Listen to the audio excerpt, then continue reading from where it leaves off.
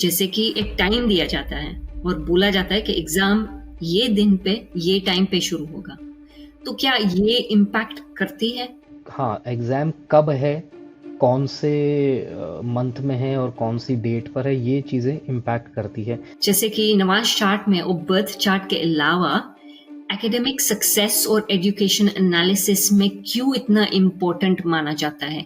जैसे मैं आईएएस बनना चाहता हूँ, आईपीएस बनना चाहता हूँ, यूपीएससी एग्ज़ाम क्रैक करना चाहता हूँ, लॉट ऑफ कोर्सेज़। तो उसमें जो सबसे इम्पोर्टेंट ग्रह होता है हमारी कुंडली के अंदर, वो होता है सूर्य, क्योंकि सूर्य गवर्नमेंट को रिप्रेजेंट करता है। कई लोग बहुत इंटेलिजेंट होते हैं पर वो गवर्नमेंट जॉब क्रैक नहीं कर पाते। उसका सिंपल कारण ये होता है कि गवर्नमेंट से उनका लेना देना नहीं लिखा होता। तो क्या आपके चार्ट्स में लिखा हुआ था कि आप स्पिरिचुअल लीडर बन जाएंगे, एस्ट्रोलॉजिस्ट, न्यूमरोलॉजिस्ट बन जाएंगे? जी हाँ, अगर मैं देखता हूँ तो मेरा जो 10th हाउस है उसका स्वामी जो है वो चंद्रमा है। तो आई रियलाइज दिस थिंग कि यार मैं उस चीज के लिए बना था, इसलिए मैं वहां चला गया। स्ट्रेस और एंजाइटी के लिए पर्टिकुलरली कोई रेमेडी है? कभी भी कोई आपको स्ट्रेस हो जाए, किसी चीज को लेकर टेंशन हो जाए, आप चुपचाप एक जगह बैठ जाइए, इस मंत्र को आंख बंद करके 5 मिनट कर लीजिए। मन में नहीं करना, बोल कर करना है इसको। बस 5 मिनट करेंगे, आपको इमीडिएट रिलीफ मिल जाएगा।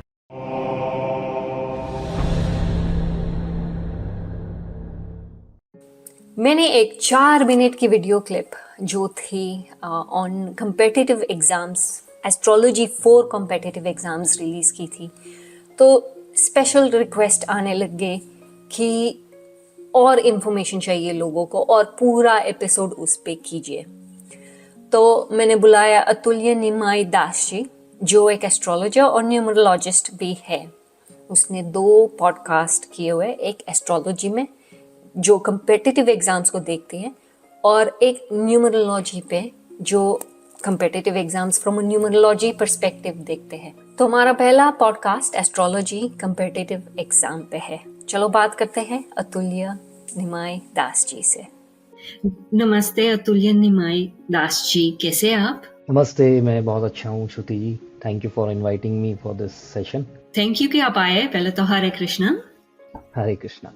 अच्छा, हम ये पॉडकास्ट इसलिए कर रहे हैं क्योंकि मेरे जो व्यूअर्स हैं मुझे बहुत पूछ रहे थे कि हम कम्पिटिटिव एग्जाम्स पे फोकस करें थोड़ा।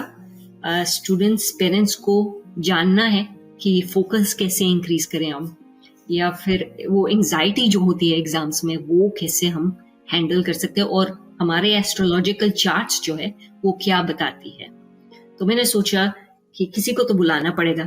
अब आपसे वैसे भी पॉडकास्ट बुक था तो हम वो करने जा रहे हैं जी। अच्छा, मैं शुरू करूंगी। मेरा जो पहला सवाल है, पहले तो मैं व्यूअर्स को बता दूं कि आप प्रोफेशनल एस्ट्रोलॉजर और न्यूमरोलॉजिस्ट भी है। तो मेरा जो पहला सवाल है, नवांश चार्ट का क्या होता है? जैसे कि नवांश चार्ट में और बर्थ चार्ट के अलावा एकेडमिक सक्सेस और एजुकेशन एनालिसिस में क्यों इतना इम्पोर्टेंट माना जाता है? दोनों, नवांश चार्ट और बर्थ चार्ट, जो हम लगन कुंडली शायद बोलते हैं ना। हाँ, सो बेसिकली लग्न कुंडली है। लग्न कुंडली का जो 9th हाउस होता है उसी को अगर हम 12 घरों में तोड़ दें तो वो नवांश चार्ट कहलाता है, राइट। तो there is a very important and very deep connection between both the charts. लग्न कुंडली में लग्न चार्ट और नवांश चार्ट दोनों में बहुत डीप कनेक्शन होता है। ऐसा हम नहीं कर सकते कि सिर्फ लग्न चार्ट देखकर हम कोई प्रिडिक्शन दें, या ऐसा भी नहीं कर सकते कि सिर्फ नवांश चार्ट देखकर हम कोई प्रिडिक्शन दें। हमको दोनों को साइमल्टेनियसली ही जज करना पड़ता है, रीड करना पड़ता है, is the right word, read करना पड़ता है। और जनरली जब भी हम कोई भी सॉफ्टवेयर हम यूज करते हैं तो उसमें क्या होगा, लग्न चार्ट और नवांश चार्ट दोनों ही एक ही पेज पर, एक ही स्क्रीन पे एक साथ खुलते हैं। वो इसलिए खुलते हैं ताकि it gives an ease to the astrologer to read properly, वरना वो बार बार इधर उधर पेज ही पलटता रहेगा। It's like flipping the pages, तो वो नहीं होना चाहिए। एंड साथ में ही दशाएं भी होती है, फिर षडबल भी होता है कि किस ग्रह की कितनी अच्छी पोजीशन है, वो कितना स्ट्रांग है आपकी कुंडली में, वो सारी चीजें चेक करनी पड़ती है। बट नवांश चार्ट इसलिए ज्यादा इंपॉर्टेंट हो जाता है बिकॉज वो 9th हाउस का एक एक्सपेंशन है और 9th हाउस क्या होता है, वो हमारे भाग्य का घर होता है, उसको डेस्टिनी का हाउस मानते हैं हम न्यूमरोलॉजी के अंदर। और भाग्य सबसे ज्यादा इंपॉर्टेंट इसलिए हो जाता है क्योंकि भाग्य के थ्रू ही हमें चीजें मिलती है। डेस्टिनी कहते हैं ना कि मैं ये बनना चाहता था पर डेस्टिनी मुझे पता नहीं कहाँ ले आई। So it is very important. जैसे मैं अपनी बात करूं, I wanted to become an actor once around 2006-7 के आसपास, और मैं बहुत थिएटर्स किया, मैंने 6 साल थिएटर किया, दिल्ली में, नोएडा में, हर जगह, जयपुर में थिएटर किया जहाँ पे मैं पला बढ़ा। पर अंत क्या हुआ, उसके बाद मैं स्पिरिचुअलिटी में चला गया, then I got into occult sciences. तो ये 9th हाउस बहुत ज्यादा इंपॉर्टेंस रखता है। और फिर जैसे कहते हैं ना कि जो 6 घर होते हैं हमारी कुंडली में, केंद्र के 4 घर और 2 त्रिकोण के घर, यानी कि first, fourth, 7th and 10th, then 5th and 9th। So these 6 houses are one of the most important houses in our chart। और जब हम नवांश की बात करते हैं तो उससे हमें क्या होता है, और ज्यादा क्लैरिटी आती है कि ठीक है, यहाँ पे तो ये चीज है अच्छी, क्या वो उधर भी जाके जब हम और ज्यादा डिटेल में जा रहे हैं, बिकॉज हम किसी भी चीज की जब एक्सपेंशन करते हैं, जिसे हम हिंदी में बोलते हैं जब हम बाल की खाल निकालते हैं, तो क्या उसमें भी वही चीज हमारे सामने आ रही है क्या, ये चीज देखना जरूरी है। वो नवांश इसलिए इतना ज्यादा इंपॉर्टेंट हो जाता है क्योंकि अगर वहां पर वो चीज हमें नहीं मिल रही, जो कि जैसे कॉम्पिटिटिव एग्जाम की जब हम बात करते हैं तो वैसे तो कई एस्पेक्ट्स होते हैं, पर अगर एक सिंपल भाषा में, एक सरल भाषा में हम समझने की कोशिश करें तो वो ये कहता है कि 6th हाउस जो होता है वो कंपटीशन को भी डिनोट करता है लग्न कुंडली के अंदर। तो कहीं भी नवांश में भी देखेंगे तो 6th को ही देखेंगे। और 6th house and then your profession, that is your 10th house. तो ये 2 घर हम बहुत इंपॉर्टेंटली देखते हैं कि इन दोनों में क्या कोई रिलेशन बन रहा है, या फिर जो 6th हाउस का स्वामी है, जो कंपटीशन का घर होता है, उसका जो 6th हाउस का जो स्वामी है, यानी स्वामी मतलब अगर वहां कोई राशि लिखी है और कोई प्लैनेट नहीं बैठा, अगर प्लैनेट बैठा है तो कहीं ना कहीं वो प्लैनेट उस हाउस को रूल करता है। पर आपने देखा होगा कि कुंडली में कोई ना कोई घर ऐसा होता ही है, क्योंकि 9 घर होता है, 9 ग्रह होते हैं और 12 घर होते हैं, तो कुछ 3 घर तो ऐसे होंगे जो खाली होंगे ही होंगे। तो अगर वहां पर राशि लिखी हुई, सिर्फ एक जोडियाक साइन है, तो उसका जो स्वामी होता है, उसका जो लॉर्ड होता है, उसकी पोजीशन क्या है नवांश के अंदर।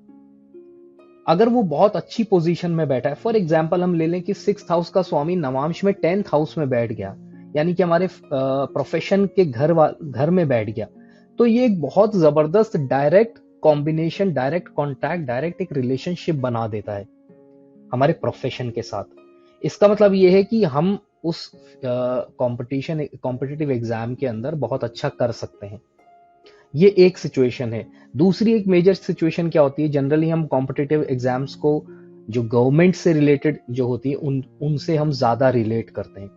जैसे मैं आईएएस बनना चाहता हूँ, आईपीएस बनना चाहता हूँ, यूपीएससी एग्जाम क्रैक करना चाहता हूँ, या नीट करना चाहता हूँ, मेडिकल का कुछ करना चाहता हूँ, बहुत सारे, या लेक्चरशिप का कुछ करना चाहता हूँ, there are lot of courses.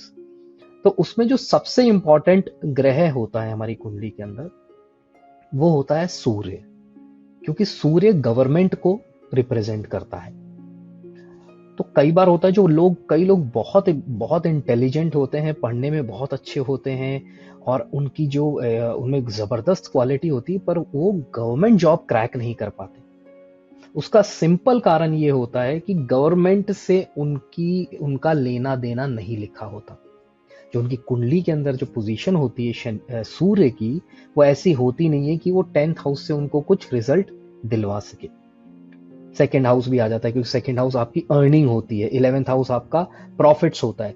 तो ना 2nd हाउस का कोई रिलेशन सूर्य से बन रहा है, ना 11th से बन रहा है, ना 10th से बन रहा है, और सूर्य पोजीशन भी उसकी बैठ गई कि वो नीचे के किसी घर में चला गया, या हम ये कह सकते हैं कि अपने शत्रु राशि में जाके बैठ गया और अच्छे घर में नहीं बैठा, तो वहां फिर वो प्रॉब्लम्स क्रिएट हो जाती है। तो वो लाइफ में बहुत अच्छा कर लेता है इंसान, पैसा बहुत अच्छा कमा लेता है, बहुत अच्छी पोस्ट पे चला जाता है, सीईओ बन जाता है, पर वो गवर्नमेंट जॉब नहीं कर पाता।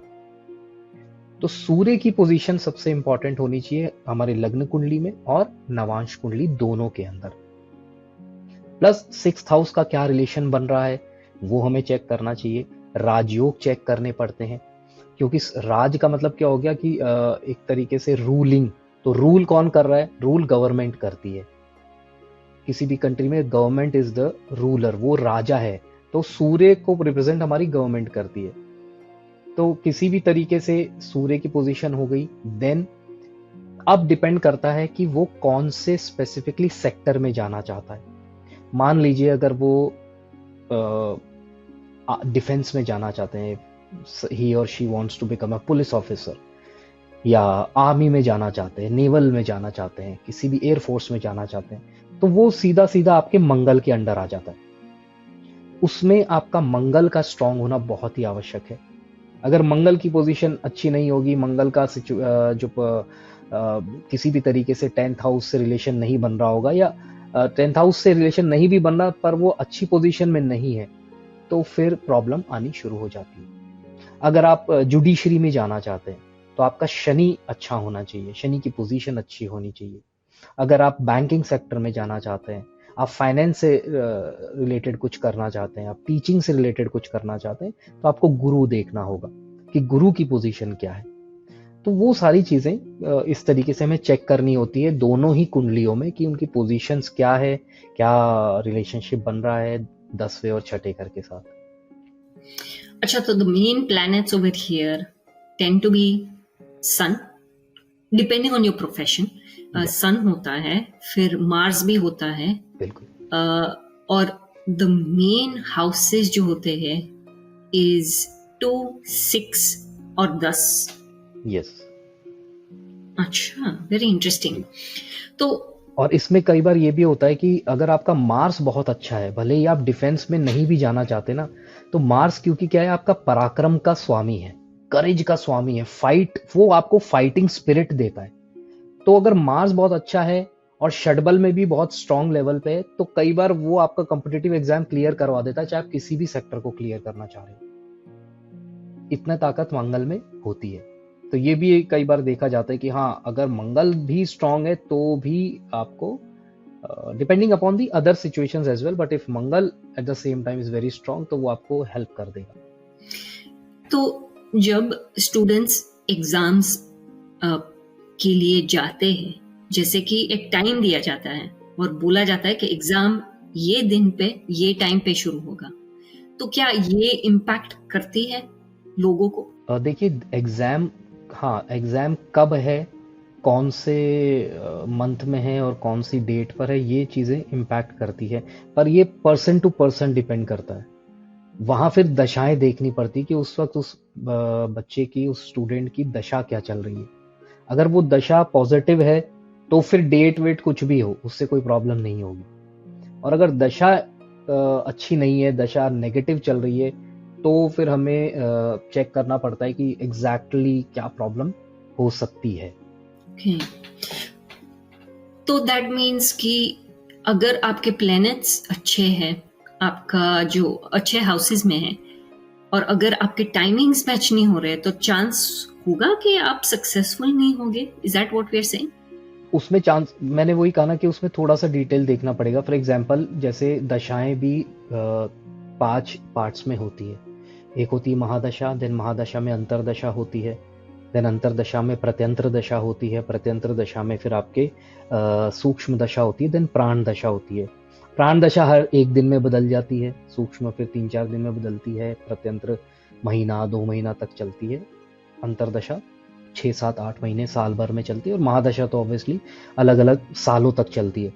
सो अगर हमारी महादशा अच्छी है, अगर महादशा अच्छे प्लैनेट की है, फॉर एग्जाम्पल आप कॉम्पिटिटिव एग्जाम देना चाह रहे हो और सूर्य आपकी कुंडली में अच्छा है और आपके चांसेस हैं होने के, और सूर्य की महादशा चल रही है, तो फिर वो आपको दिला देगा। फिर चाहे आपकी उस समय प्रत्यंत्र दशा थोड़ी सी गड़बड़ भी चल रही हो या अंतरदशा में भी कोई दिक्कत हो, तो चांसेस बढ़ जाते हैं होने के। पर मान लीजिए कि राहु है या केतु की महादशा चल रही है और वो थोड़े से ऑपोजिट पोजीशन पे बैठे हैं, तो आपके योग बन भी रहा होगा ना, तो भी वो प्रॉब्लम क्रिएट करेंगे, या तो 1 या 2 नंबर से व्यक्ति रह जाएगा। जैसे अभी एक फिल्म आई थी जैसे 12th फेल करके इंडिया में, मनोज कुमार, तो वो 4th उसमें पास हुए, 4th अटेम्प्ट में। यानी कि उनके योग तो कहीं ना कहीं था, पर कुछ ना कुछ ऐसा चल रहा होगा कि वो क्लियर नहीं कर पा रहे थे, राइट। तो इसको हम इस तरीके से समझें कि कोई 1 नंबर से रह गया, 2 नंबर से रह गया, प्रिलिमिनरी हो गया, मेंस में रह गया, इस इंटरव्यू में हो गया, तो इस तरीके की कोई प्रॉब्लम हो सकती है। So it depends upon person to person. But हाँ, अगर महादशा अच्छे प्लैनेट की चल रही है, महादशा अंतरदशा दोनों की बहुत ज्यादा इंपॉर्टेंस है, तो हम ये कह सकते हैं कि यस, वो क्लियर कर जाएगा जी। लेकिन एस्ट्रोलॉजी को हम हार्ड वर्क के साथ यूज करना चाहिए। लोगों को ऐसे नहीं लगना चाहिए कि चलो एस्ट्रोलॉजी में या फिर हमारे चार्ट में जो है अच्छे प्लैनेट्स है, अच्छी जगह पे है, तो पढ़ना नहीं चाहिए। इट कम्स टुगेदर ना, जैसे कि you must study and you must use astrology as a positive I suppose enhancement या सोर्स जो आपको हेल्प कर सके। देखिए, इसलिए तो कर्म इतना इम्पोर्टेंट होता है। गीता में भी भगवान ने कर्म को इम्पोर्टेंट क्यों बताया, क्योंकि हमें ये नहीं पता कि कोई चीज हमें अचीव होगी वो कर्म के साथ होगी या बिना कर्म के हो जाएगी, right. We do not know this. आपको भी, आप क्या, कोई भी, हम सब के साथ ऐसा होता है कि कुछ चीजें हमारी लाइफ में बिना कर्म के भी हमें मिल जाती हैं, राइट, कि हमने कुछ एफर्ट ही नहीं किया फिर भी मिल गई। बट वो बहुत छोटी होती है, बहुत कम होती है और बहुत छोटे लेवल की होती है। जब अगर आपको कुछ बड़ा अचीव करना है तो you have to put in your efforts, irrespective ये सोचने, इरेस्पेक्टिव ऑफ द फैक्ट कि आपके ग्रह क्या हैं, क्या कर रहे हैं, ठीक है। अगर आप इसलिए एस्ट्रोलॉजर क्या होता है, वो सिर्फ गाइड करता है। We are just guides. हम आपको ये बताएंगे कि ठीक है ये पोजीशन है, ये है। इनफैक्ट मैं तो ये तक मैं करता हूँ कई लोगों के साथ, स्टूडेंट जो मेरे पास आते हैं, कि मैं देखता हूँ कि उनकी नहीं उतनी अच्छी पोजीशन बन रही, तो मैं उनको कभी भी निराश नहीं करता। मैं उनको ये कहता हूँ आपके थोड़ा सा स्ट्रगल है, मतलब आपको मेहनत ज्यादा करनी पड़ेगी। मैं उनको थोड़ा सा इस तरीके से हम किसी को डिमोटिवेट नहीं कर सकते, नीदर वी आर गॉड्स। हम भगवान तो है नहीं कि मैंने कहा कि जी आपकी तो हो ही नहीं सकती, बेचारा वो डिमोटिवेट हो जाएगा, नहीं। हम क्या कहते हैं कि आपको सर मेहनत ज्यादा करनी पड़ेगी, हो तो सकता है अगर आप मेहनत करोगे जम के तो कर लोगे, और हो सकता है कि वो कर भी ले। तो विदाउट एफर्ट तो इट्स इम्पॉसिबल, वो तो पॉसिबल ही नहीं है कि आपको कुछ अचीवमेंट होगा। ऐसे कुछ हो सकता है जहां पे द लास्ट मिनट प्लैनेट्स अच्छे हो जाते हैं और फिर वो बंदा या इवन लेडी आई सपोज और स्टूडेंट सक्सेस पा जाते हैं, like they get the success in getting good results. या हाँ, वो ट्रांजिट का कुछ होता है, जैसे गोचर जिसको हम कहते हैं कि उस समय जैसे प्रश्न कुंडली भी बनती है, गोचर भी होता है कि गोचर में भी प्लैनेट्स क्या कह रहे हैं। तो कई बार उस समय प्लैनेट्स की अच्छी पोजीशन बन जाती है और वो आपको आपका एग्जाम अच्छा कर देगी और आपको अच्छे रिजल्ट्स मिल जाएंगे। पर इसमें बहुत इंपॉर्टेंट ये चीज होती है कि कुंडली में अगर बहुत अच्छी पोजीशंस नहीं बन रही उन ग्रहों की जो आपको आगे तक लेके जाएगी, क्योंकि आगे वाली चीज गोचर नहीं देती, आगे वाली तो आपको आपका लग्न चार्ट और नवांश चार्ट ही देता है। तो फिर क्या होगा कि ऑन ए लॉन्गर रन क्या होगा, मे बी आपका एग्जाम अच्छा हो जाएगा, हो सकता है आप क्लियर भी कर जाओ, पर जब आपकी जॉब लगेगी तो आपको जॉब सेटिस्फेक्शन ही नहीं आएगा, आप डिससेटिस्फाइड होना शुरू हो जाओगे। आपको लगेगा कि अरे यार कहाँ फंस गए, छोड़ो। तो आप छोड़ के फिर उस राह पे चल देते हो जो एक्चुअली में आपके लिए डेस्टिन्ड है। बट यू डोंट नो कि आपके लिए डेस्टिन्ड क्या है, सबसे बड़ी बात यह है। और ना ही कोई एस्ट्रोलॉजर न्यूमरोलॉजिस्ट ये आपको बता सकता है कि ये आपकी डेस्टिनी है। So you have to walk your own path and you have to discover what is there in the dormant stage, कि वो क्या छुपा हुआ है लेटेंट पोजीशन में, क्या चीजें हैं जो आपको ऑन योर वे मिलेगी धीरे धीरे। सो हमको यही करना चाहिए कि इट्स बेटर कि आप अपने एफर्ट्स पे बहुत ज़्यादा ध्यान दें, मेहनत बहुत ज़्यादा, और अपने आप से झूठ ना बोलें। बहुत इंपॉर्टेंट होता है अपने आप से सच बोलना। क्या मैं रियली ये करना चाहता हूँ, क्या मुझे इसमें इंटरेस्ट है। जैसे बहुत अच्छी लगती है मुझे वो मूवी 3 इडियट्स, जिसमें आमिर खान यूज्ड टू से कि अरे भाई जिसमें मजा आता है वो काम करो ना, कुछ भी करो पर उसमें वो काम करो। And this is what Gita says actually. 3 idiots में तो उसको बताया, बट भगवत गीता में भगवान ने बोला है कि जैसी तुम्हारी प्रकृति होती है, प्रकृति का मतलब नेचर, उस तरीके के काम में आपको जाना चाहिए। क्यों भगवान ने ऐसा बोला? क्योंकि उन्होंने कहा कि अगर तुम ऐसा काम करोगे तो सबसे पहले तो तुम सेटिस्फाइड रहोगे, तुम खुश रहोगे, तुम ईमानदार रहोगे। जब आप अपने प्यार वाला काम करते हो ना, जिससे you are in love with, आप कभी उसमें डिसऑनेस्टी नहीं लाते।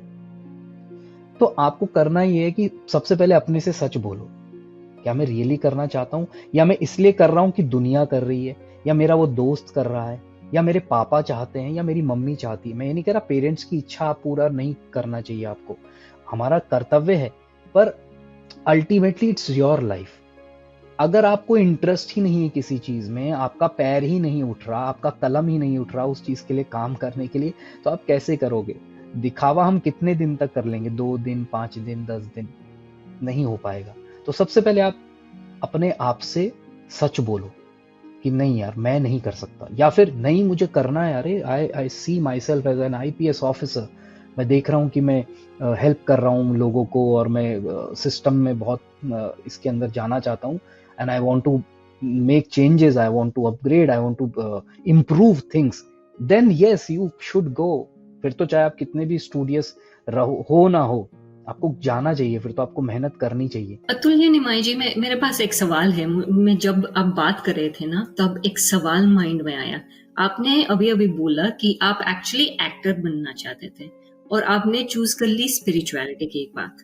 तो ये कैसे हुआ, और क्या आपके चार्ट्स ने फिर आपको, जब आपने चेक किया, आपको रियलाइजेशन तब हुआ कि लाइक कि मुझे स्पिरिचुअलिटी फील्ड चूज करनी चाहिए, एस्ट्रोलॉजी, न्यूमरोलॉजी? सो स्पिरिचुअलिटी मैंने एकदम से चूज नहीं की। हुआ क्या कि हमारे बचपन से कुछ प्रश्न रहते हैं लाइफ के अंदर, कि it can be any question. So हुआ क्या कि जब मैं पहली बार गया सेशन के लिए, तो मेरे फ्रेंड मुझे लेके गया कि चल एक जगह हम चलते हैं, यहाँ पे ना बहुत अच्छे लेक्चर्स होते हैं। तो चल, मैंने पूछा भी नहीं क्या हो रहा है क्या नहीं है, मैं चल गया। मैं गया वहाँ पे, तो एक स्पिरिचुअल टीचर थे, वो बोर्ड पे कुछ पढ़ा रहे थे। तो मुझे सबसे पहले तो मैं इम्प्रेस यही देख के हो गया कि यार एक तिलकधारी है, कुर्ता धोती पहना हुआ है, and he is teaching on white board and speaking in English. तो आई गॉट इम्प्रेस्ड। मैंने कहा यार ऐसा भी होता है क्या, क्योंकि हमने ऐसा कभी देखा नहीं था और हमने कभी सोचा भी नहीं था। जो चीज वो डिस्कस कर रहे थे that was related to karma and destiny. और बचपन से मेरे ये क्वेश्चन रहता रहा दिमाग में कि यार कभी तो कुछ लोग कहते हैं यार बड़ा किस्मत वाला है, क्या किस्मत है इसकी। और पापा से हमेशा सुना है, या कुछ अच्छे बड़े लोग ये कहते हैं मेहनत ही सब कुछ होती है। फिर मैं देखता था कि यार इस बच्चे ने क्या मेहनत करी, ये तो मर्सिडीज में घूम रहा है, या ये तो पॉर्श में घूम रहा है, लिमोजीन में घूम रहा है, इसने क्या मेहनत की है। वो इन क्वेश्चंस का आंसर मुझे उस एक सेशन में मिला। So I got attracted towards this knowledge. ये तो वो, ये क्या, ये कहां से आ गई ये नॉलेज, ये क्या नॉलेज है जो मुझे ABCD भी नहीं पता। I can talk on films, I can talk on cricket, I can talk on politics, I can talk all rubbish, I can talk any damn thing, but ये कौन सी नॉलेज है जिसका तो मुझे ABCD क्या क ख ग भी नहीं पता, और वो भी इतनी इंपॉर्टेंट जिसने मेरी लाइफ का इतना बड़ा आंसर मुझे दे दिया। So I started taking the classes, I started taking the knowledge of Bhagavad Gita, and slowly and gradually it took about 3 to 4 years in deciding कि हाँ ये जरूर मैं कहूँगा कि with in 6 to 8 months I decided कि मुझे acting में नहीं जाना, बिकॉज मुझे ऐसा लगा कि शायद वो एक मेरे लिए राइट प्लेस नहीं है। क्योंकि मुझे एक्टिंग में मैंने उनसे बात की, तो he asked me why you want to become an actor. तो मैंने कहा आई लाइक एक्टिंग। बोला नहीं, you don't like acting, you like women, you like money, you like fame. Am I right और wrong? I said yes. So I being truthful to myself कि हाँ यार मैं कोई एक्टिंग से इतना प्यार नहीं करता, मैं तो ज्यादा, हाँ मुझे बहुत जो एनएसडी के टीचर से भी मैं मिला हुआ हूँ, उनकी वर्कशॉप मैंने की, नेशनल स्कूल ऑफ ड्रामा जो दिल्ली में, जहाँ से आपके इरफान खान, नवाजुद्दीन सिद्दीकी, नसीर भाई, एवरीथिंग जो एवरीबॉडी जो निकले हैं, तो वहाँ पे मेरा ऑलमोस्ट सिलेक्शन होने ही वाला था। तो मुझे टीचर ने भी बोल दिया था कि मैं तेरा करवा दूंगा, तेरे को प्रिपेयर भी करवा दूंगा, और मेरा जो पैनल में जानकारी भी बहुत अच्छी है। So he was very interested for me to go there, क्योंकि वो बहुत इम्प्रेस थे मेरे काम से, तो मैं करवा दूंगा। बट मैं रियलिटी में, अगर हम मुझसे बात, जब उन्होंने मुझसे पूछा तो मैं झूठ नहीं बोल पाया। मैंने कहा हाँ गुरुजी, ये बात तो है कि I like these all these things as well, मुझे ये भी चाहिए, क्योंकि जब मैं देखता हूँ शाहरुख खान को घूमता है और ये करता है, तो मैं भी अपने आप को वहां इमेजिन करता हूँ। तो उन्होंने कहा फिर क्या, फिर तो तुम क्या करोगे, फिर कैसे करोगे? देन आई रियलाइज कि नहीं यार, there is something much bigger, much higher than something जो मैं शायद करना चाहूंगा। तो फिर उसमें मैंने परस्यू करना शुरू किया। Then I started preaching as well, I started giving lectures in corporates, colleges on stress management, ये वो भगवत गीता से रिलेटेड।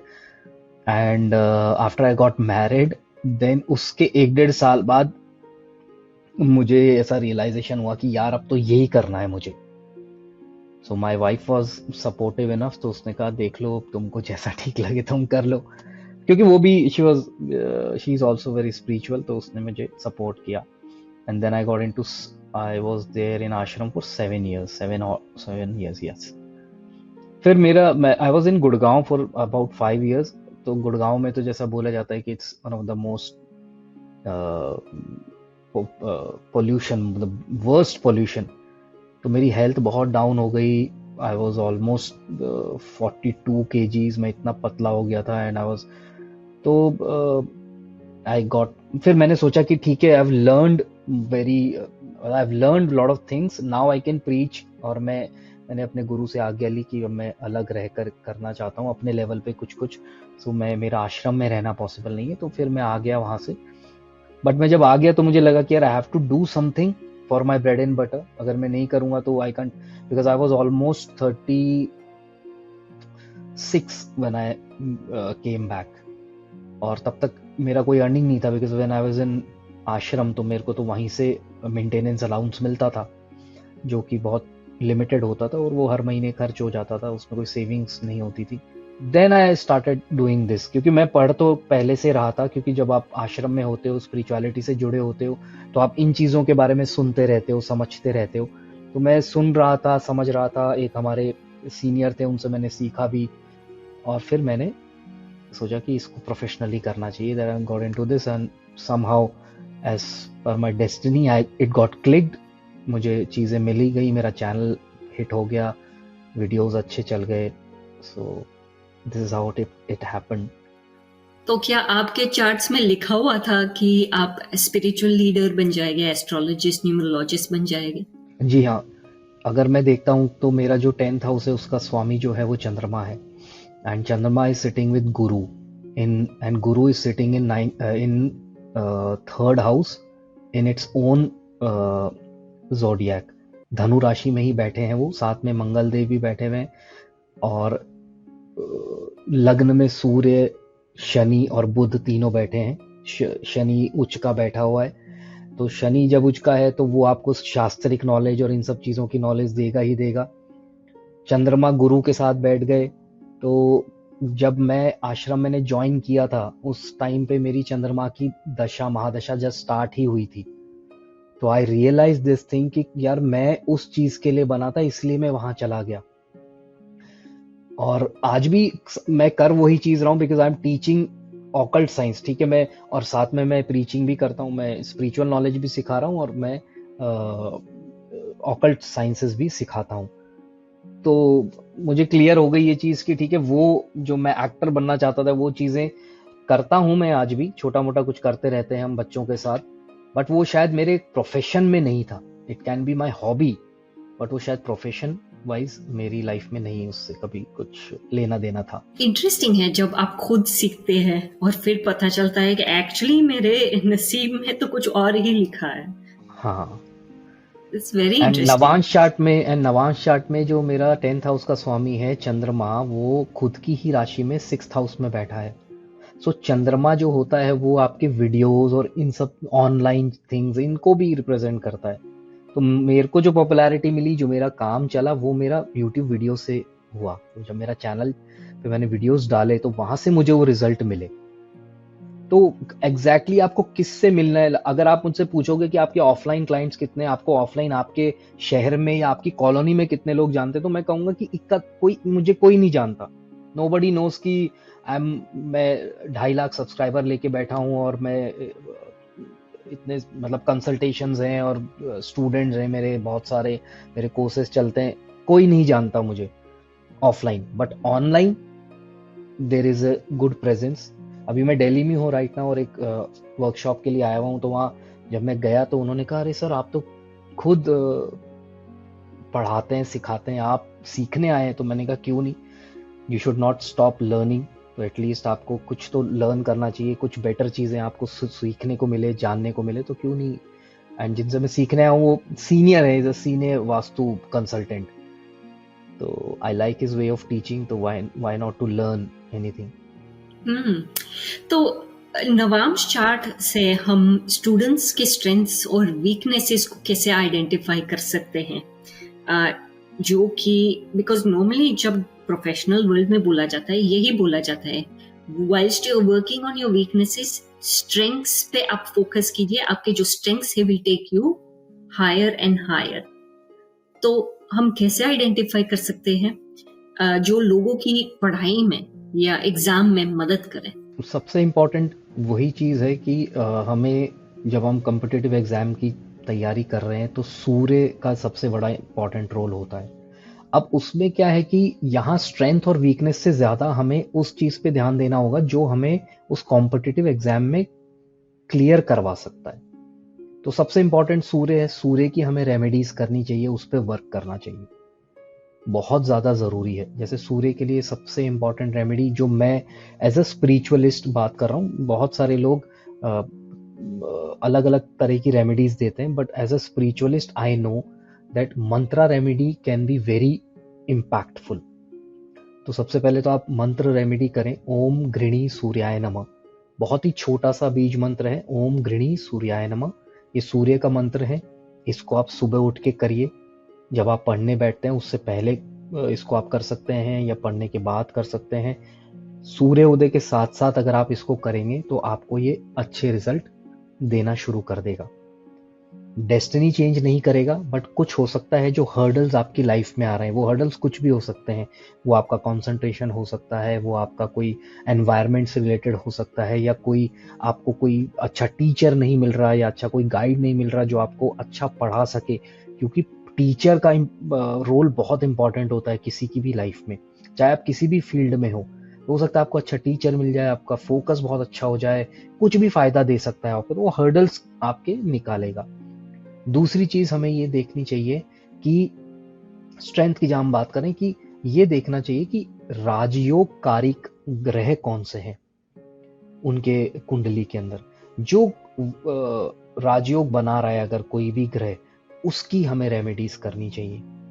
फॉर एग्जाम्पल अगर आपका शुक्र है जो राजयोग बना रहा है, फॉर एग्जाम्पल वो 1st हाउस का स्वामी है और 5th में बैठा है या 9th में बैठा है या 4th या 10th में बैठा है, तो उसको आप उसकी पूजा करें, उसके उपाय करें। तो क्योंकि आपने उस राजयोग को थोड़ा सा और स्ट्रांग बनाने की कोशिश की, तो वहां से वो आपको हेल्प करना शुरू कर देगा। तो स्ट्रेंथ की अगर हम बात करते हैं तो हमें उन प्लैनेट्स को फोकस करना चाहिए जो राजयोग बना रहा है। और साथ में मंगल को भी हमें जरूर उन मंगल की भी रेमेडीज करनी चाहिए। तो मंगल की सबसे अच्छी जो रेमेडी होती है जो हर स्टूडेंट आराम से कर सकता है, चाहे आप एक कोई भी फल खरीद सकते हैं। मैं नहीं कहता कि आप 2 किलो 1 किलो खरीदें, 200-250 रुपए के फ्रूट्स आते हैं कोई भी, जैसे पोमेग्रेनेट हो गया, अनार हो गया या सेब हो गए, तो सब महंगे आते हैं। तो आई एम नॉट सेइंग कि आप इतना ज्यादा इन्वेस्ट करो, आप एक फल ले लो, एक पीस खरीद लो अच्छा सा, go and donate it any temple, या आप गाय को खिला दो, उसको थोड़ा मैश करके गाय को खिला दो, या आप टेम्पल में डोनेट कर दो, या किसी भी गरीब इंसान को, किसी नीडी इंसान को, किसी को भी दे सकते हो। रेड कलर का होना चाहिए, पर वो या तो एप्पल हो या पोमेग्रेनेट हो, चेरीज हो, एनीथिंग रेड फ्रूट, ये मंगल की एक सिंपल रेमेडी है, ठीक है। या फिर आप ब्लड डोनेशन कर सकते हो every month, but do not donate on Tuesdays और पूर्णिमा, ये 2 दिन आपको ध्यान रखने हैं। ट्यूसडे और पूर्णिमा के दिन किसी भी दिन जाकर आप ब्लड डोनेट कर सकते हैं। And whenever you are doing any kind of remedy, you just pray to that particular planet कि please help me in this, I want to do this, I am very serious and I really want to make my career, क्योंकि intent बहुत important होता है किसी भी चीज को करने के पीछे, राइट। क्योंकि अब आपका एक इंसान है, आपको कोई गाली देता है, आप उससे लड़ लेते हो, उसको मारते हो, और आपका दोस्त आपको गाली देता है तो आप हंसते हो, उसको गले लगा लेते हो। क्यों? क्योंकि इंटेंट आपको पता है, उसका इंटेंट एक्चुअली में गाली देने का नहीं हो, तो बस दोस्त है इसलिए दे रहा है और उसका हक बनता है। पर आपको पता है वो सामने वाला तो गुस्से में, बैड इंटेंशंस के साथ, नेगेटिविटी के साथ आपको गाली दे रहा है, तो आपको गुस्सा आता है। सो सारा खेल इंटेंशन का है। अगर आप अच्छी इंटेंशन के साथ करोगे तो आपको रिजल्ट भी अच्छे मिलेंगे। कोई भी काम, आई एम नॉट सेइंग कि रेमेडी, आप कोई भी हम काम करेंगे, पॉजिटिव इंटेंशन होना बहुत जरूरी है, पहली चीज। दूसरी चीज, नेगेटिव सोचना बंद करो। Once you have decided I want to do this, stop thinking negative. Negative things, negativity हम क्यों बोलते हैं थिंक पॉजिटिव, क्यों? बिकॉज जो हमारे, अब ये रिसर्च हुई है और बाकायदा साइंटिस्ट ने इसको प्रूव किया है कि ना सिर्फ हम जो बोलते हैं उसका इम्पैक्ट हमारे बॉडी और माइंड पे पड़ता है, जबकि हम जो सोचते भी हैं, पहले तो सिर्फ यही था कि साउंड के जो वाइब्रेशन होते हैं वो ही इम्पैक्ट डालते हैं।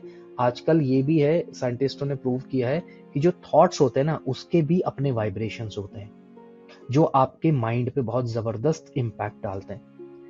तो आप पॉजिटिव सोचो, बी पॉजिटिव। और इफ यू आर स्टडिंग तो आपके लिए स्पेसिफिक ये है कि face towards east while studying. आप फेस ईस्ट की तरफ करके बैठो और बेड पे मत बैठो, आप नीचे बैठो। अगर आपके पास कोई सोफा नहीं है, चेयर नहीं है, कुछ नहीं है, एक आसन तो बना सकते हो, छोटा सा आसन खरीद सकते हो बाहर से, नहीं तो आपके पास कोई चादर है उसको फोल्ड करके आसन बना लो, कोई गद्दी ले लो, उसको जमीन पे रखो, उस पे बैठ के पढ़ो, और आगे छोटी टेबल रख लो। और specific time? Best time is in the morning. जितना ज्यादा आप मॉर्निंग में उस चीज को करोगे, फोकस उतना बैठेगा। अब कुछ लोग कहते हैं सर हमारे रात को बहुत शांति होती है, रात को हमारा फोकस अच्छा बैठता है। यहाँ पे मैं किसी को ऐसे अपोज तो नहीं करूंगा कि मत करो यार, क्योंकि बहुत लोग रात को भी पढ़ते हैं, but I would recommend, because there are 3 parts in day, morning, afternoon and night, evening. तो जो सुबह का समय होता है उसको हमारे शास्त्र कहते हैं दैट इज सतोगुणी समय, that's in the mode of goodness. तो जितनी भी आप देखो पूजा पाठ आरती वगैरह सब मॉर्निंग में होती है। बीच का जो समय होता है दैट इज कॉल्ड एज राजसिक। रज मतलब एफर्ट्स, ये मतलब आप काम कर रहे हो, जॉब पे जा रहे हो, बिजनेस कर रहे हो, ऑफिस जा रहे हो, रज कर रहे हो, आप उस समय मेहनत कर रहे हो। पर उस टाइम पे शोर बहुत होता है, ये भी अच्छा समय है पढ़ाई के लिए, पर बाहर अगर शोर है तो आप पढ़ाई नहीं कर पाओगे, पर दिन में अगर आप पढ़ना चाहो तो पढ़ो। पर जो रात का समय होता है उसको तामसिक कहा जाता है। उस समय आलस्य, ये सारी चीजें आपको घेरती हैं, नेगेटिव एनर्जी ज्यादा होती है एनवायरनमेंट के अंदर, क्योंकि सूर्य जब होता है तो उसके सामने सारी नेगेटिविटीज हट जाती है, रात को ज्यादा होती है, तो वो आपको उतना इम्पैक्टफुल रिजल्ट नहीं देगी। बट स्टिल, और अभी आप इसको इम्प्लीमेंट करके देख सकते हो। आप मॉर्निंग में जितना ज्यादा पढ़ोगे वो चीजें आपको याद भी लंबी रह के जाएगी। और आपको एक बहुत अच्छी ट्रिक बताता हूं मैं याद रखने की। ये मेमोरी का एक साइकिल होता है। जो आपने एक अभी पढ़ा, फॉर एग्जाम्पल अभी 6:30 हो रहे हैं इंडिया में, यहाँ पे आपने 6:30 PM को पढ़ा, तो जब तक अगले दिन की 6:30 PM आता है उससे पहले उसको रिवाइज कर लो। बिफोर 24 आवर्स आप उसको रिवाइज कर लो। तो अगर आप उसको रिवाइज कर लोगे 24 घंटे से पहले, तो वो आपको 7 दिन तक याद रहेगा। और फिर 7 दिन होने से पहले उसको फिर रिवाइज कर लो, तो वो आपको और लंबे दिन तक याद रहेगा। तो ये मेमोरी का एक सिस्टम होता है। इस सिस्टम में आपको, मैं ये नहीं कह रहा पहली बार में आपको रिजल्ट मिलेंगे, पर आप जैसे जैसे इसको इम्प्लीमेंट करने करोगे ना, आपको इसको देखने को मिलेगा कि हाँ, क्योंकि स्टूडेंट्स के साथ, मेरे साथ भी होता था, मुझे ये फंडा पता ही नहीं था यार, कल ही तो किया था, 2 दिन में कैसे भूल गया। वो इसलिए भूल गया क्योंकि वो मेमोरी की एक साइकिल होती है। अगर मैंने 24 आवर्स से पहले उसको रिवाइज कर लिया होता तो वो मुझे याद रह जाता, है ना। तो ये एक बहुत बड़ा पॉइंट है। वाओ, मुझे ये नहीं पता था। मेरे साथ यही होता है। ओके। तो हाँ, ये तो बहुत इसको इम्प्लीमेंट इंटरेस्टिंग करिए है। आप भी। हाँ हाँ, जरूर, मैं ट्राई करूंगी। तो आपने मुझे बहुत टिप्स दिए हैं, मेमोरी और कंसंट्रेशन के बारे में भी, और स्ट्रेंथ्स और वीकनेसेस कैसे आइडेंटिफाई करना है। तो थैंक यू सो मच। मुझे लग रहा है कि हमारे जो स्टूडेंट्स हैं उसको भी ये पसंद होगा। अच्छा, हम अब करियर की बात करते हैं।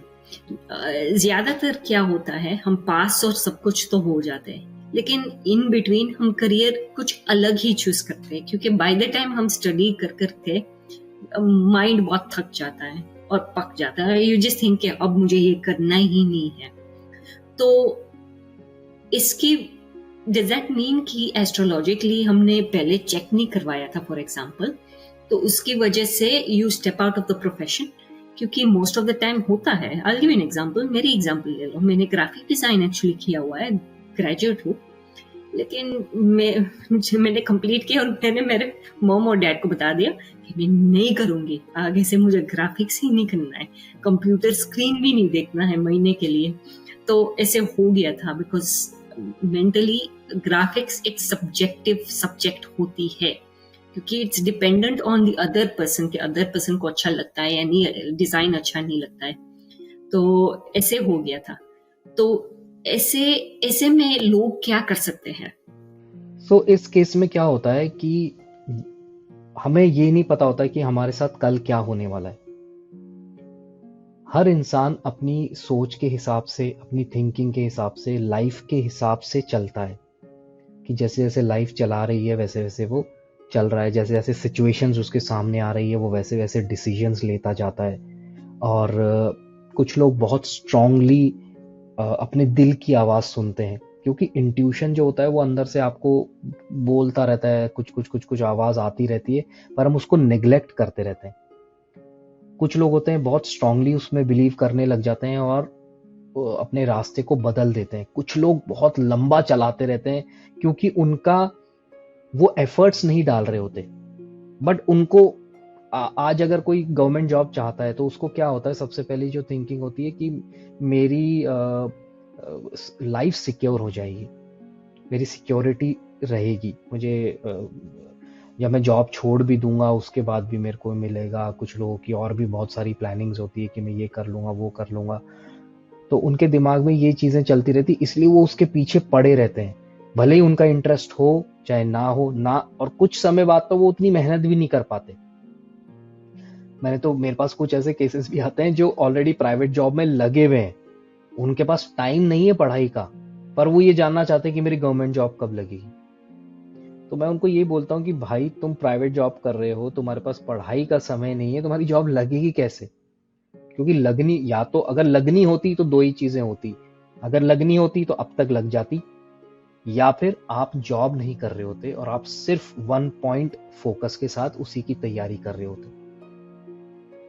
तो ये हमें अपने आप से देखना होगा कि एग्जैक्टली अगर मैंने 2-3 बार अटेम्प्ट दे दिया और फिर भी मुझे रिजल्ट नहीं मिल रहा, तो आपको समझना होगा कि शायद वो आपके वे में नहीं है चीज।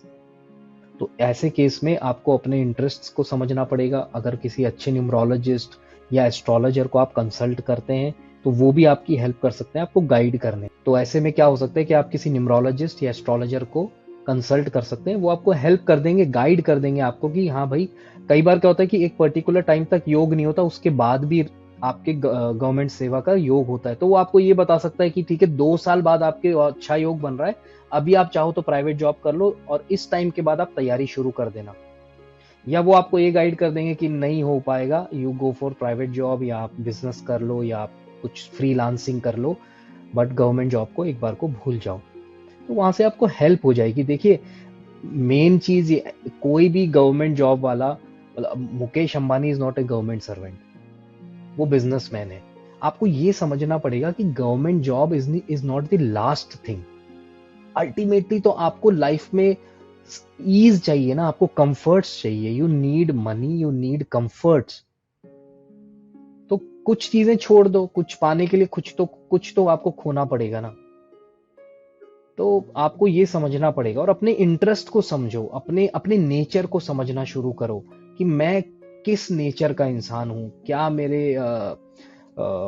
मेरी सोच कैसी है, मैं क्या चीज पसंद करता हूं, उसी हिसाब से मुझे कार्य करना चाहिए। अच्छा, मैं दो दोष के बारे में बात करना चाहती हूँ, कलसर्प दोष और गुरु राहु दोष। ये दो दोष जो है स्टूडेंट्स की एग्जाम सक्सेस को अफेक्ट करता है या नहीं? काल सर्प दोष को तो देखिए मैं मानता ही नहीं, क्योंकि ये बहुत लेटली बनाया गया है, पता नहीं कहाँ से आया है। तो बेसिकली शास्त्रिक नहीं है ये चीज, इसमें कोई बहुत स्ट्रॉन्ग एविडेंस नहीं है कि शास्त्रों से है। ये बहुत अभी नया नया निकल के आया है, पिछले कुछ सालों में, 10-15-20 सालों में ये चीजें निकल के आई है। तो उसको तो वैसे ही कोई सोचने की जरूरत नहीं है। दूसरी जो है वो राहु और गुरु की जो प्लेसमेंट एक साथ होती है, उसको हम कहते हैं गुरु चांडाल योग। तो गुरु चांडाल योग का मतलब ये होता है कि जब आप ऐसी सिचुएशन में ये होता है कि व्यक्ति में ये भावना आ जाती है कि मैं सब जानता हूं, आई नो एवरीथिंग। तो वो किसी से सीखने के लिए तैयार नहीं हो पाता। तो इस सिचुएशन में आप ये कर सकते हो, इसकी रेमेडी यही है कि आप जो आपके गुरुजन हैं, जिनसे आप सीखते हो या जो आपके सामने बैठे हैं जिनसे आप सीख रहे हो, उनको पूरा रिस्पेक्ट करो और ये मान के चलो कि हाँ, अगर कोई आपको कुछ बता रहा है तो आप उसको एक्सेप्ट करो। तो इसका वैसे कॉम्पिटिटिव एग्जाम से कोई लेना देना नहीं है, तो एक इंसान का नेचर बिल्डअप होता है। अच्छा, हम जब बात करते हैं ऐसे दोष की या फिर एग्जाम स्ट्रेस या एंजाइटी जो लोगों को हो जाती है, तो उसमें और कोई रेमेडीज है? हमने एक दो रेमेडीज तो जान लिए, लेकिन स्ट्रेस और एंजाइटी के लिए पर्टिकुलरली कोई रेमेडी है? देखिए, सबसे अच्छी रेमेडी मैं आपको बताता हूँ, बहुत ही इंपॉर्टेंट है कि स्ट्रेस होता क्या है। सबसे पहले हमको बीमारी को समझना पड़ेगा कि बीमारी क्या है, तभी हम उसका इलाज कर सकते हैं। स्ट्रेस है, टेंशन है, एंजाइटी है, ये है क्या? These all are the things created by your mind. आपका मन ये चीज बनाता है कि तेरा देख हो नहीं रहा है, तेरी लाइफ बेकार है, तेरा बन नहीं रहा है, तू अब आगे क्या करेगा, कैसे करेगा। ये थॉट्स जो हैं ये माइंड लेकर आता है और उस पर कॉन्टम्पलेशन इतना ज़्यादा हो जाता है कि आप फिर डिप्रेशन या एंशियस हो जाते हो। नाउ यहाँ पर आपको क्या करना पड़ेगा, मैं आपको एक स्पिरिचुअल रेमेडी देता हूँ। इसमें थोड़ा सा 2-3 मिनट और लूँगा मैं आपको समझाने के लिए कि क्यों मैं ये रेमेडी आपको दे रहा हूँ। क्योंकि एक जापानीज साइंटिस्ट हैं, उन्होंने इसके ऊपर एक्सपेरिमेंट किया था। उनका नाम है मसारू इमोटो। आप चाहेंगे तो उसको यूट्यूब पे आप सर्च कर सकते हैं। मसारू इमोटो ने पानी के ऊपर एक एक्सपेरिमेंट किया था और उन्होंने क्या किया था, पानी के आजू बाजू उन्होंने वैदिक चांट्स, बुद्धिक चांट्स चलाए थे। तो उन्होंने जब वाटर क्रिस्टलाइजेशन की फोटोग्राफी करवाई तो वैदिक चांट से पहले क्रिस्टलाइजेशन के जो फॉर्मेशंस थे बहुत गंदे थे और चांट्स के बाद बहुत सुंदर थे। तो वो ये कहना चाहते थे कि पानी जो है उस पे साउंड का बहुत जबरदस्त इम्पैक्ट पड़ता है। Now our body is 70% water, our brain is 70% water. तो आपको क्या करना है कि आप साउंड का सहारा लें एंजाइटी, स्ट्रेस, इन सबको भगाने के लिए। आप किसी भी रिलीजन को फॉलो करते हैं, that is okay, no problem. आपके रिलीजन में जो वैदिक या जो भी होली चांट्स हैं, आप उन चांट्स को करिए। अगर आप क्रिश्चियन हैं तो आप अपने चांट्स करिए और डेली करिए, संडे नहीं होगा। You have to do it daily, at least for 5 minutes. कम से कम 5 मिनट तो निकालो अपने लिए। आप इस्लाम को फॉलो करते हैं, आपके अपने चांट्स हैं। आप अगर सनातन धर्म को करते हो, उसके लिए मैं आपको बता देता हूँ जो बहुत इम्पैक्टफुल है।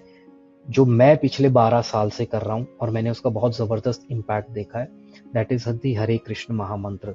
सो हरे कृष्ण कृष्ण कृष्ण हरे हरे, हरे राम राम राम हरे हरे। ये इतना ज़बरदस्त मंत्र है और ये प्रमाणिक है शास्त्रों में। कली संतरण उपनिषद में इसके बारे में बहुत स्ट्रांगली लिखा गया है कि ये मंत्र स्पेसिफिकली इस युग के अंदर बहुत नहीं, सबसे ज़्यादा इम्पैक्टफुल मंत्र है।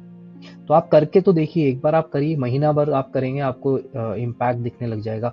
मैं कह रहा हूँ आपको, आप कभी लाइफ में कभी भी कोई आपको स्ट्रेस हो जाए, किसी चीज़ को लेकर टेंशन हो जाए, आप चुपचाप एक जगह बैठ जाइए, इस मंत्र को आंख बंद करके 5 मिनट कर लीजिए। मन में नहीं करना, बोलकर करना है इसको। बोलना है, सुनना है, बोलना है, सुनना है। कोई फोटो इमेजिन नहीं करनी, कोई कुछ इमेजिन नहीं करना। Just focus on the sound which is coming through your mouth. बस 5 मिनट करेंगे, आपको इमीडिएट रिलीफ मिल जाएगा। और बहुत लोग कर रहे हैं, इनफैक्ट IITs के अंदर बच्चे जो पढ़ रहे हैं आज की डेट में, वो तक इन मंत्रों को कर रहे हैं। नहीं तो आपको पता है IIT जैसी जगह पे कितना जबरदस्त प्रेशर होता है पढ़ाई का। So they are doing it and they are saying कि हमको बहुत अच्छे रिजल्ट्स मिल रहे हैं। आपने जिस जापानीज साइंटिस्ट के बारे में बात की, मैंने एक्चुअली उसने बुक्स लिखे हैं, तो मैंने पढ़े हैं, specially the water crystallisation book, and बहुत इंटरेस्टिंग बुक है, लोगों को वो पढ़ना चाहिए। अभी मेरे पास टाइटल नहीं है उसका, मुझे याद नहीं है। एज यू कैन सी, मुझे मेमोरी मेरी प्रैक्टिस करनी चाहिए लेकिन बुक्स अच्छे लिखे उसने। अच्छा, ये शायद मेरा आखिरी सवाल होगा एस्ट्रोलॉजी की टॉपिक में। नक्षत्रस और उनके लॉर्डशिप्स का स्टूडेंट्स की लर्निंग एबिलिटी और एग्जाम परफॉर्मेंस पर क्या रोल होता है? देखिए, अगर मैं एक कॉमन चीज़ बात करें हम, तो ऐसा सच कोई नहीं वो नहीं इम्पैक्ट होता।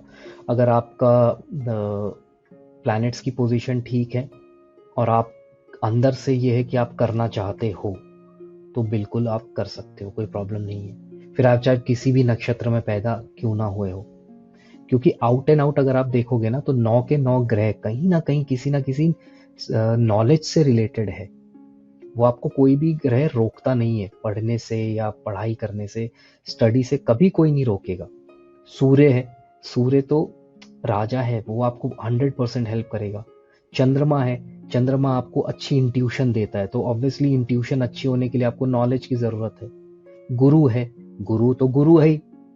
राहु भी क्या करता है आपको, राहु स्ट्रेस जरूर देगा, पर राहु भी कहीं ना कहीं मिस्टिकल साइंस, राहु और केतु इन सब चीजों से जुड़े हुए होते हैं। तो जितने भी ग्रह हैं ना, वो सब कहीं ना कहीं आपको हेल्प करेंगे, वो कभी आपको प्रॉब्लम क्रिएट नहीं करेंगे लाइफ के अंदर। बिकॉज प्रॉब्लम तब क्रिएट होती है, 2 चीजों से होती है। एक तो आपका एटीट्यूड, कि आपका क्या एटीट्यूड है अपनी खुद की चीज़ों को लेकर, आपको अपनी लाइफ में आपका क्या एटीट्यूड है, कि आप नेगेटिव सोच रहे हो या आप रियली में वो करना नहीं चाहते, आप बस कर रहे हो दूसरों के लिए, दिखावे के लिए या किसी भी और कारण के लिए। ठीक है, तो ये और अगर आपके पास इतनी कैपेबिलिटी है कि आप कर सकते हो, तो गो फॉर इट। फिर ये मत सोचो कि आप कौन से नक्षत्र में हो और आपके नक्षत्र लॉर्ड कौन है, क्योंकि ऐसे तो फिर इतना आप डीप में चले जाओगे तो आपको लगेगा कि अरे यार मैं कर भी सकता हूं कि नहीं कर सकता।